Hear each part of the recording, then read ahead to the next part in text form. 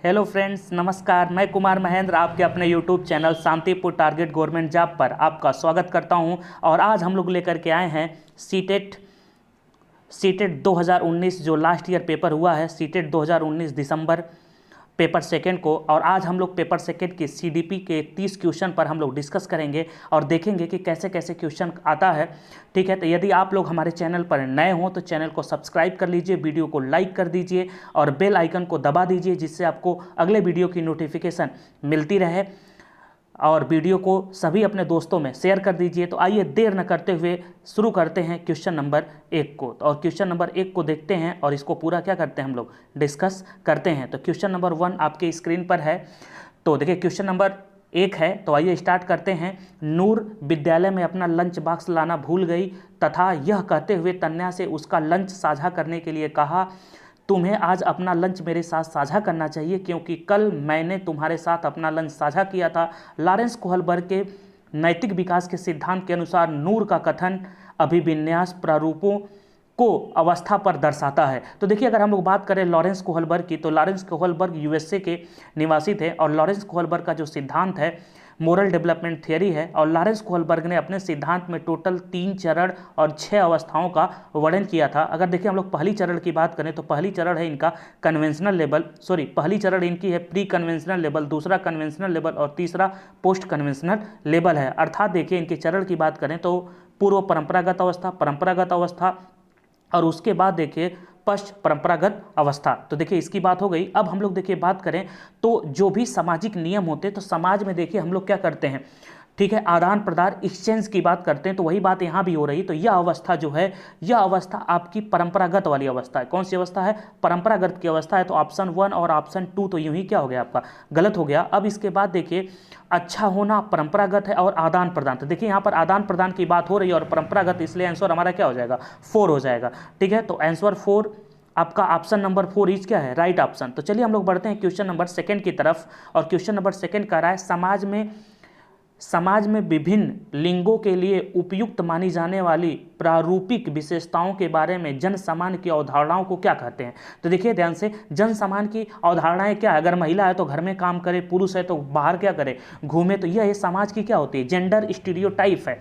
ठीक है, तो यह जेंडर रूढ़िवादिता है। तो इसकी बात करें तो इसका आंसर हमारा सीधे सा कौन सा हो जाएगा, 4th ऑप्शन। तो चलिए हम लोग बढ़ते हैं क्वेश्चन नंबर 3 की तरफ और देखते हैं क्वेश्चन नंबर 3 को। तो हाल ही में क्वेश्चन नंबर 3 देखिए, हाल ही में पाठ्यचर्या में ऐसी कहानियों को शामिल करने के लिए विवेकशील प्रयास किया गया है जिसमें पिता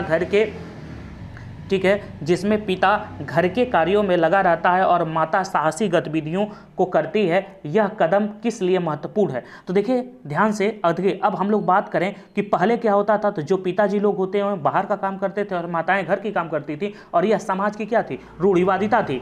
अब क्या किया जा रहा है कि कहा जा रहा है कि माताएं बाहर का काम करेंगे और पिताजी लोग घर का कार्य करेंगे। अर्थात यहाँ पर जो जेंडर रूढ़िवादिता है इसको समाप्त किया जा रहा है। क्या किया जा रहा है, समाप्त किया जा रहा है। तो यह प्रयास अच्छा है कि जेंडर रूढ़िवादिता को क्या किया समाप्त। तो सेकंड ऑप्शन हमारा क्या हो जाएगा, आंसर। फिर भी चलिए एक बार चारों ऑप्शन को पढ़ लेते हैं। यह जेंडर पक्षपात को सशक्त बनाता है, बिल्कुल नहीं। यह जेंडर पक्षपात को सशक्त नहीं बना रहा है, उसको कम कर रहा है। यह जेंडर रूढ़िवादिता को ठीक क्या कर रहा है, समाप्त करता है। ये तो बिल्कुल सही बात है, कर रहा है समाप्त। यह जेंडर स्थिरता को प्रोत्साहित करता है, बिल्कुल नहीं, हतोत्साहित कर रहा है। यह जेंडर विभेदीकरण को बढ़ावा देता है, बिल्कुल नहीं देता। इसलिए हमारा सेकंड ऑप्शन क्या हो गया, सही हो गया। तो बढ़ते हैं हम लोग, चलिए क्वेश्चन नंबर 4 की तरफ। और वाइगोस्की के अनुसार जब एक वयस्क बच्चे के निष्पादन के वर्तमान स्तर को सहयोग द्वारा विस्तारित करता है तो इसे क्या कहते हैं। देखिए वर्तमान स्तर की बात कर रहा है। अब चलिए ऑप्शन देखते हैं। खोजपूर्ण अधिगम, समीपस्थ विकास का क्षेत्र, जेडपीडी की बात कर रहा है,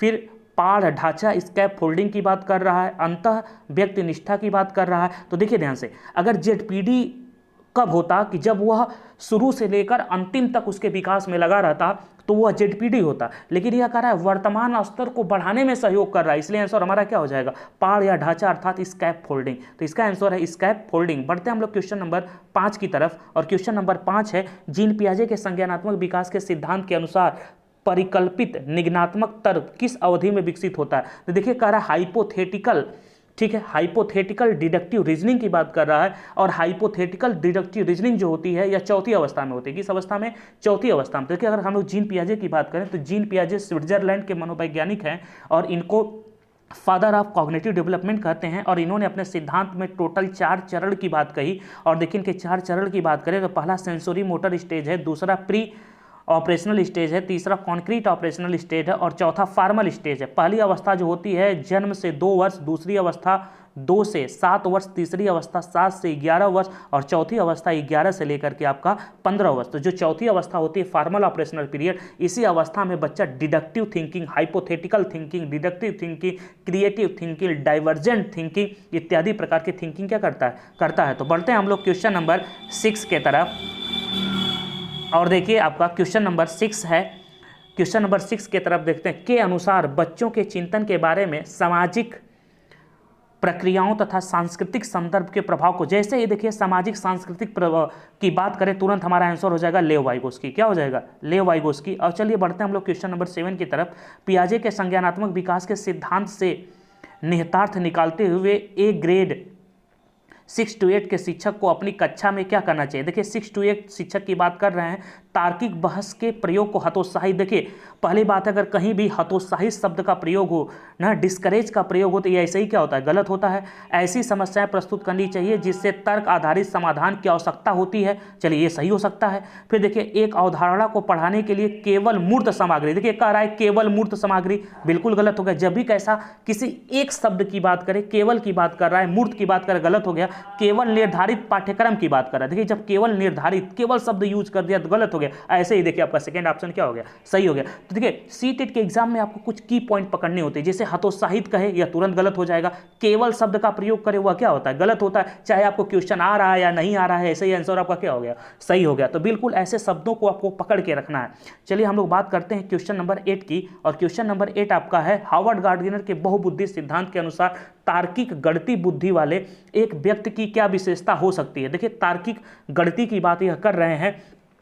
तो देखिए अगर हम लोग बात करें हार्वर्ड गार्डनर का जो सिद्धांत है वह बहुबुद्धि मल्टीपल इंटेलिजेंस का सिद्धांत है। तो देखिए ध्वनि ताल की बात करें तो यह म्यूजिकल इंटेलिजेंस हो गया।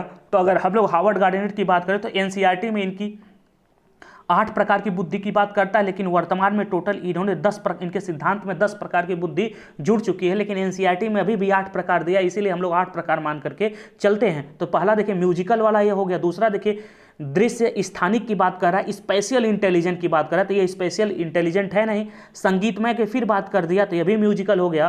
पैटर्न को खोजने की एक तर्क, देखिए तर्क की बात कर रहा है, इसलिए हमारा आंसर क्या हो गया? 4th हो गया। तो चलिए हम लोग आगे बढ़ते हैं और बढ़ते हैं क्वेश्चन नंबर 9 की तरफ। और क्वेश्चन नंबर 9 कर रहा है वह प्रक्रिया जिसके द्वारा बच्चे आदतों, कौशलों, मूल्यों तथा अभिप्रेरणा को विकसित करते हैं और जो उन्हें समाज का जिम्मेदार एवं क्रियाशील सदस्य बनाती है, उसे क्या कहा जाता है? इसको देखिए सोशलाइजेशन कहते हैं, समाजीकरण कहते हैं, क्योंकि देखिए समाज के बारे में बात कर रहा है, इसको क्या बोलते हैं? सोशलाइजेशन। तो चलिए हम लोग बढ़ते हैं क्वेश्चन नंबर 10 की तरफ। और क्वेश्चन नंबर 10 देखिए क्या कर रहा है, मानव विकास के संदर्भ में आनुवंशिकता तथा पर्यावरण की भूमिका के बारे में निम्नलिखित कथनों में से कौन सा सही है। तो देखिए मानव विकास में के लिए जो हेरिडिटी और इन्वायरमेंट होता है, दोनों क्या होता है? सक्रिय रूप से भूमिका निभाता है। तो चलिए देखिए व्यक्तिक विभिन्नताओं का एकमात्र कारक आनुवंशिकता, देखिए सिर्फ एकमात्र कारक की बात कर दिया, ओनली की बात कर दिया, ऐसा ही क्या हो गया? गलत हो गया, क्योंकि यह सिर्फ आनुवंशिकता को प्रीफर कर रहा है, जो कि वातावरण भी होता है।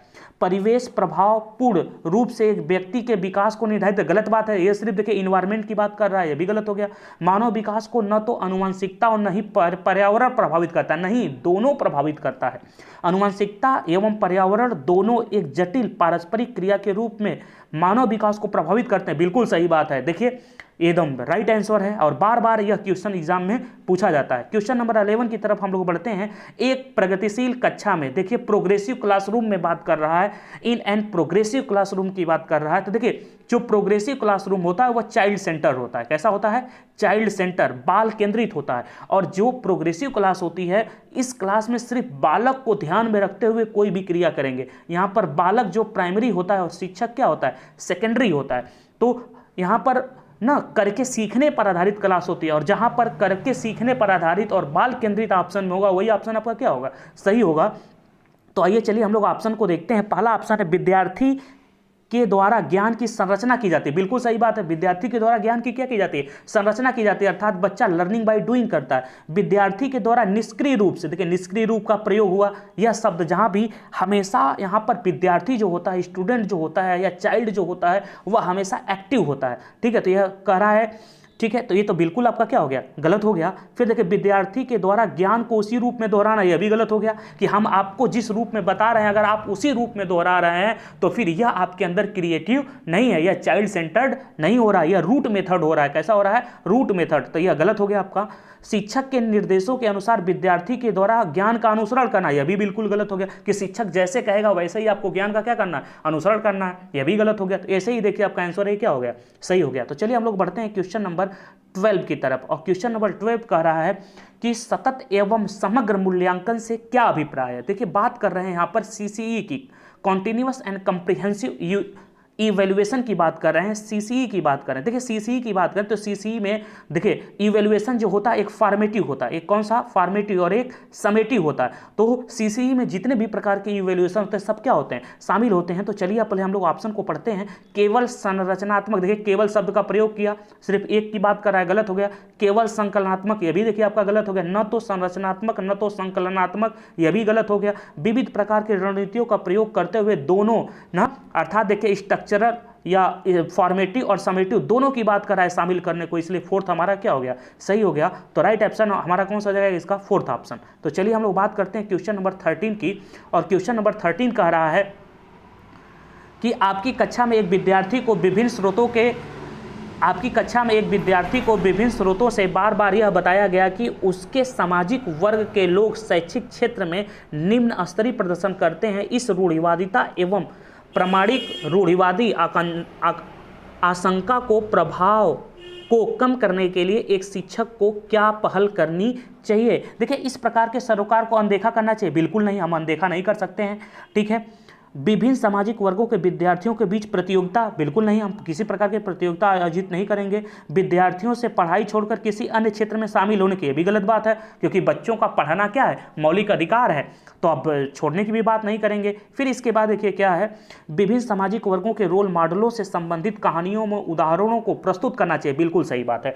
ठीक है, तो इसमें देखिए क्या करना चाहिए कि जितने भी सामाजिक, जैसे देखिए हम लोग को अब्राहम लिंकन की कहानी पढ़ाई जाती है, राजा हरिश्चंद्र की कहानी पढ़ाई जाती है, रविन्द्रनाथ टैगोर की कहानी पढ़ाई जाती है, अर्थात समाज के जो रोल मॉडल होते हैं उनकी कहानियां पढ़ाई जाती है। ठीक है, इस चीज़ों को दूर करने के लिए फोर्थ ऑप्शन बिल्कुल सही है। हम लोग बढ़ते हैं क्वेश्चन नंबर 14 की तरफ। और 14 देखिए क्या कह रहा है कि एक समावेशी कक्षा में शिक्षक को क्या करना चाहिए? यह विश्वास करना चाहिए कि प्रत्येक बच्चे में अपनी योग्यताओं एवं शक्तियों के अनुसार सीखने की क्षमता होती है। हाँ, ये सही हो सकता है। चलिए पहले आगे देखते हैं। अशक्त अधिगमकर्ता के प्रति दया एवं सहानुभूति का भाव प्रदर्शित करना चाहिए। ठीक है, ये तो गलत है। अगर मान लीजिए कोई अशक्त अधिगम करता है, अगर उसको कहेंगे आज जाने दीजिए, पढ़ नहीं पा रहा है, इसको ना पढ़ने दीजिए, चुपचाप बैठने दीजिए क्लासरूम में, तो यह तो शिक्षण विधि है नहीं। तो चलिए ये तो गलत हो गया। बच्चों को अपाहिज बच्चा, मंदबुद्धि बच्चा आदि में वर्गीकृत करना चाहिए, बिल्कुल हम नहीं कर सकते हैं, किसी प्रकार का हम लोग वर्गीकरण नहीं कर सकते हैं। फिर इसके बाद केवल प्रतिभाशाली एवं योग्य बच्चों पर ध्यान देंगे, ये तो बिल्कुल गलत हो गया। तो ये ऑप्शन हमारा क्या हो गया? सही हो गया, बिल्कुल सही बात है। देखिए जब कभी भी समावेशी कक्षा में जो बच्चे आते हैं तो वह बच्चे अनेक प्रकार की सामाजिक सांस्कृतिक पृष्ठभूमि से आते हैं, सबकी जो इंडिविजुअल डिफरेंस होता है वह अलग अलग होता है, व्यक्तिगत विभिन्नताएं अलग अलग होती है। तो हम बच्चों की व्यक्तिगत विभिन्नताओं को ध्यान में रखते हुए बच्चों को क्या करेंगे? शिक्षा देंगे। तो इसलिए ऑप्शन हमारा क्या है? सही है। तो चलिए हम लोग बढ़ते हैं क्वेश्चन नंबर 15 की तरफ। और क्वेश्चन नंबर 15 क्या कर रहा है कि एक विद्यार्थी कक्षा में निम्नलिखित लक्षण प्रदर्शित करता है, अर्थात देखिए पढ़ने के प्रति चिंता, शब्दों या अक्षरों को पहचानने में कठिनाई, निम्न स्तरीय शब्दावली कौशल, पहले पढ़े हुए पाठ को समझने या याद करने में कठिनाई। देखिए यह सब जो लक्षण होता है यह लर्निंग डिसेबल चाइल्ड का होता है। किसका होता है? लर्निंग डिसेबल चाइल्ड का। और जिस ऑप्शन में लर्निंग डिसेबल चाइल्ड होगा वही हमारा क्या होगा? आंसर होगा। तो देखिए अधिगम अशक्तता वाले विद्यार्थी, तो देखिए कौन सा हो गया? C option. बढ़ते हैं हम लोग क्वेश्चन नंबर 16 की तरफ। और क्वेश्चन नंबर देखिए 16 है कि एक शिक्षक एक समावेशी कक्षा में विशेष योग्यता वर्ग वाले अधिगमकर्ताओं की आवश्यकताओं को किस प्रकार से बता सकता है या संबोधित कर सकता है? आकलन के लिए पेपर पेंसिल टेस्ट का प्रयोग करना तथा अभ्यास एवं रटने पर बल देना, गलत बात है। ऐसे ही देखिए मेमोराइजेशन की बात कर रहा है, ये तो बिल्कुल गलत है। फिर इसके बाद देखिए विद्यार्थियों को निर्देश देने के लिए एक रूप तरीकों का प्रयोग करना, ये भी गलत बात है, क्योंकि देखिए जब समावेशी कक्षा है और तो इसमें अलग अलग पृष्ठभूमि के बच्चे आएंगे, जिनकी मेंटल लेवल अलग होगा, जिनका सामाजिक सांस्कृतिक पृष्ठभूमि अलग होगी, तो ऐसे बच्चों को एक तरह का निर्देशन का प्रयोग कैसे करेंगे, यह भी बिल्कुल आपका क्या हो जाएगा, गलत हो जाएगा। फिर देखिए अत्यधिक लिखित गृह कार्य देना तथा उत्तरों को अन्य प्रतिभाशाली विद्यार्थियों से नकल करने पर दबाव डालना, ये तो बिल्कुल गलत बात है, नकल करने की बात कर रहा है। फिर देखिए प्रत्येक विद्यार्थियों के अधिगम के सशक्त पक्षों एवं कमजोरियों के विश्लेषण के आधार पर विशिष्ट अधिगम उद्देश्यों क्या करना, विकसित करना, बिल्कुल सही बात है, ठीक है। Fourth option is right option. चलिए हम लोग बढ़ते हैं क्वेश्चन नंबर 17 की तरफ। एक शिक्षिका अपनी कक्षा में सृजनात्मक विद्यार्थियों को किस प्रकार से प्रोत्साहित कर सकती है? अपसारी चिंतन पर बल देकर, अपसारी चिंतन पर बल देकर हो सकता है, अभिसारी चिंतन को हतोत्साहित करके, यह भी हो सकता है कि अपसारी चिंतन को हतोत्साहित करने की बात कर रही है। चलिए देखिए अनेक परिप्रेक्ष्यों को प्रोत्साहित करके तथा मूल विचारों को महत्व दे करके, देखिए सृजनात्मक है ना, और सृजनात्मक मौलिकता होती है, जो आपका मूल विचार आ रहा है, जो आपके अंदर से निकल रहा है, उसको क्या करेगी, प्रोत्साहित करेगी। तो ये तो थर्ड बेस्ट ऑप्शन लग रहा है मुझे। फिर आगे देखिए बढ़ते हैं, विद्यार्थियों को जोखिम लेने एवं चुनौती का सामना करने को हतोत्साहित करना चाहिए, तो बिल्कुल गलत हो गया, यह भी बिल्कुल आपका गलत हो गया, ठीक है। और देखिए अपसारी चिंतन पर बल देना, या तो यह हो सकता है, या तो अनेक परिप्रेक्ष्यों को प्रोत्साहित करके मूल विचारों को महत्व देना। अब इसके बाद देखिए सृजनात्मक की बात कर रहा है, इसलिए थर्ड ऑप्शन हमारा क्या हो गया, सही हो गया, क्योंकि इसको और ज्यादा क्लियर ऑप्शन है ये। तो 17 का थर्ड आपका राइट आंसर। चलिए हम लोग 18 में बढ़ते हैं।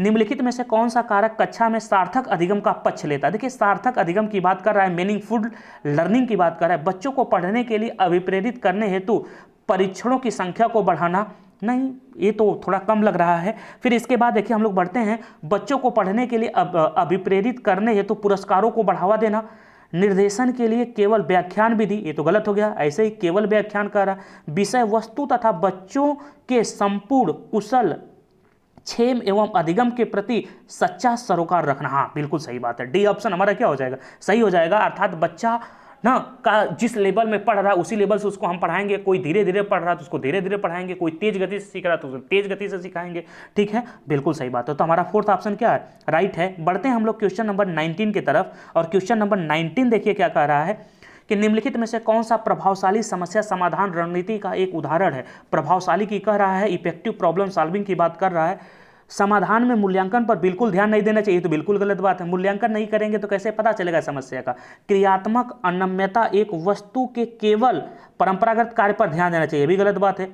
फिर देखिए प्रतिक्रिया निर्माण, समस्या प्रस्तुतिकरण के एक ही आयाम, देखिए हमेशा एक आयाम की बात कर रहा है, जब भी एक पहलू की बात करता है वो गलत होता है। समस्या साध्य विश्लेषण, समस्या को अनेक उपलक्ष्यों में विभाजित करना चाहिए, बिल्कुल सही बात है, समस्या को अनेक तरीके से उसका क्या करना चाहिए, हमको विश्लेषण करना चाहिए, बिल्कुल सही बात है। तो डी ऑप्शन हमारा क्या है, राइट ऑप्शन। तो बढ़ते हैं हम लोग क्वेश्चन नंबर 20 की तरफ, और क्वेश्चन नंबर 20 का रहा है कि निम्नलिखित में से कौन सी शिक्षण अधिगम के लिए एक प्रभावशाली शिक्षण प्रणाली नहीं है? देखिए नहीं की बात कर रहा है, ठीक है। तो देखिए इसके बारे में अगर हम लोग बात करें तो बच्चों को अंतर्दृष्टि के द्वारा अनुमान लगाने के लिए प्रोत्साहित करना चाहिए, ठीक है, तो बिल्कुल सही बात है, बच्चों को अपने अनुसार, ठीक है, ज्ञान का अनुमान लगाने के लिए क्या करना चाहिए, प्रोत्साहित करना चाहिए, यह भी बिल्कुल सही हो सकता है, आप ये तो सही है ही है। प्रयोग एवं ठीक है पर्यवेक्षण करने के लिए, बिल्कुल सही बात है। फिर देखिए संवाद एवं परिचर्चा, बिल्कुल बच्चों को हमेशा संवाद करना चाहिए, परिचर्चा करनी चाहिए। दिए गए ज्ञान को दोहराने पर ध्यान केंद्रित, गलत बात है, कोई ज्ञान दे दीजिए बच्चों खाई कहिए आपको दोहराना है, यह बिल्कुल क्या है आपका गलत है। तो 20 का भी आपका क्या हो जाएगा, 4 हो जाएगा। चलिए हम लोग बढ़ते हैं क्वेश्चन नंबर 21 की तरफ, और क्वेश्चन नंबर 21 देखिए क्या कह रहा है, शिक्षक कक्षा में पढ़ने में, देखिए शिक्षक कक्षा में पढ़ने में ध्यान न देने वाले बच्चों से किस प्रकार का बर्ताव कर सकते हैं? चलिए देखिए किसकी बात कर, जो पढ़ने में ध्यान नहीं दे रहा है। जब पढ़ने में बच्चा ध्यान नहीं देगा तो ऐसे बच्चों को क्या करना है, पहले हमको पता करनी पड़ेगी आखिरकार उसकी परेशानी क्या है, क्यों ध्यान नहीं दे रहा है। अर्थात हम जो पढ़ा रहे हैं हो सकता है बच्चों को अरुचिकर लगे, तो पहले हम बच्चों को रुचि का पता करेंगे, उसके बारे में जानेंगे, फिर उसके अनुसार पढ़ाएंगे, बच्चा अपने आप ध्यान देने लगेगा। तो ऐसा अगर इस टाइप का कोई ऑप्शन होगा तो वही आपका क्या होगा, सही होगा। तो बच्चों को कक्षा से बाहर जाने के लिए कहकर, गलत बात है। पूरी कक्षा के सामने उन्हें बार बार डांटना, ये तो और गलत बात है, ठीक है।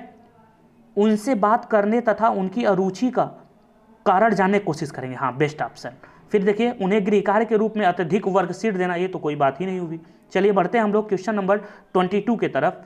संरचनावादी उपागम बताता है कि ज्ञान की संरचना के लिए अत्यंत आवश्यक है।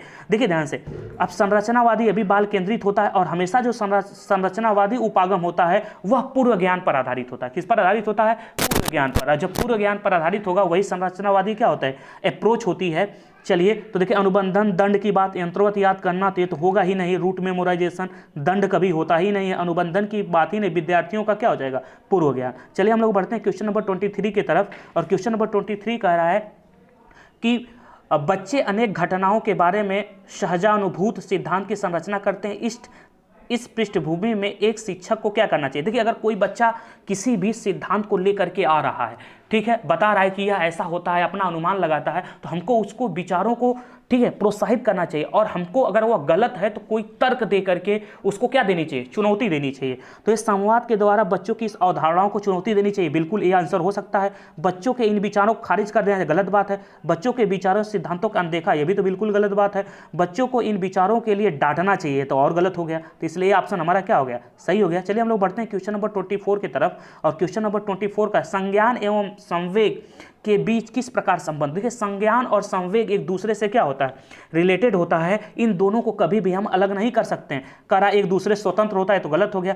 एक दिशी कह रहा है कि संवेग संज्ञान को प्रभावित करता है, नहीं, संवेग संज्ञान को भी प्रभावित करता है और संज्ञान संवेग को भी प्रभावित करता है, तो यह ना द्विदिशी होता है, ठीक है, बाई डायरेक्शनल होता है। तो यह भी गलत हो गया, यह भी गलत हो गया। फोर्थ ऑप्शन हमारा क्या हो गया? सही हो गया। दोनों के बीच एक गतिशील पारस्परिक क्या होती है? क्रिया होती है। तो चलिए हम लोग बढ़ते हैं क्वेश्चन नंबर 25 की तरफ, और इसको देखते हैं। निम्नलिखित में से कौन से कारक अधिगम को प्रभावित करते हैं? विद्यार्थी की रुचि बिल्कुल प्रभावित करता है, विद्यार्थी की अभिरुचि बिल्कुल प्रभावित करती है। विद्यार्थी का सांवेगिक स्वास्थ्य भी प्रभावित करता है। शिक्षा शास्त्रीय रणनीतियां बिल्कुल प्रभावित करती है। विद्यार्थी का सामाजिक और सांस्कृतिक संदर्भ बिल्कुल प्रभावित करता है। इसलिए फोर्थ ऑप्शन हो जाएगा, चारों प्रभावित करेगा।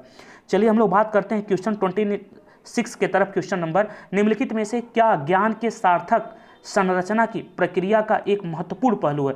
देखिए, सार्थक संरचना की बात कर रहा है, तो देखिए अगर हम लोग इसमें बात करें तो देखिए इसमें आपका हो जाएगा सामाजिक पारस्परिक क्रियाएं। हाँ, हो सकता है ना, लगातार अभ्यास एवं बार बार स्मरण करना। अब देखिए स्मरण की बात तो बिल्कुल गलत है, हमको समझने की बात करनी है। पुरस्कार एवं दंड, ये भी गलत हो गया। उद्दीपक नहीं, कौन सा हो जाएगा? सामाजिक पारस्परिक क्या हो जाएगा? आपका क्रिया हो जाएगा। अब देखिए जैसे ही आप सामाजिक पारस्परिक क्रिया करेंगे तो आपका जो सार्थक संरचना के प्रति एक महत्वपूर्ण क्या है? पहलू है। बिल्कुल सही बात है। चलिए बढ़ते हैं हम लोग क्वेश्चन नंबर 27 की तरफ, और क्वेश्चन नंबर 27 कह रहा है कि जब विद्यार्थी पुरस्कार पाने की इच्छा से बार बार किसी गतिविधि को करने का निर्णय लेता है, जैसे कि एक प्रयोग का नियोजन एवं संचालन करना जो कि प्रत्यक्ष रूप से उस गतिविधि से संबंधित नहीं है, जैसे कि एक स्टार या बैच प्राप्त करना, ऐसी स्थिति में क्या संभावना उत्पन्न होती है? देखिए ध्यान से, अगर कोई भी व्यक्ति है वह पुरस्कार पाने की इच्छा से ही अगर कोई कार्य करता है तो इसका मतलब है कि वह व्यक्ति अपने सुख के लिए कार्य कर रहा है। किसके लिए कार्य कर रहा है? सुख के लिए कार्य कर रहा है। तो जैसा अब इस टाइप का जो ऑप्शन होगा वही आंसर होगा। अधिगम के प्रति भौतिकवादी अभिवृत्ति का विकास, हाँ बिल्कुल हो सकता है, यह आंसर हमारा हो सकता है, ठीक है, ये सही लग रहा है। समझने के लिए अधिगम से आनंद प्राप्त करना, बिल्कुल नहीं, वह आनंद प्राप्त करने के लिए नहीं करा, पुरस्कार प्राप्त करने के लिए करा। पुरस्कार के बिना भी उस गतिविधि में लगे रहना, नहीं, गलत बात है। फिर देखिए अन्य लोगों को खुश करने के लिए कार्य करने के बजाय स्वयं की निपुणता के लिए उद्देश्य निर्धारित करना, नहीं, ये ऑप्शन हमारा क्या है? सही है। चलिए तो फिर आगे देखिए हम लोग बढ़ते हैं क्वेश्चन नंबर 28 की तरफ। बाल्यावस्था की अवधारणा से क्या अभिप्राय? देखिए बाल्यावस्था की बात कर रहा है, यह विभिन्न सांस्कृतिक संदर्भों में सार्वभौमिक रूप से समान है। समकालीन सामाजिक संरचनावादी मनोवैज्ञानिकों के अनुसार यह एक सामाजिक संरचना, हाँ यह आंसर हो सकता है। फिर देखिए यह है कि बच्चे दुष्ट रूप में पैदा होते हैं और उन्हें सभ्य बनाना होता है, ये गलत बात है। बच्चा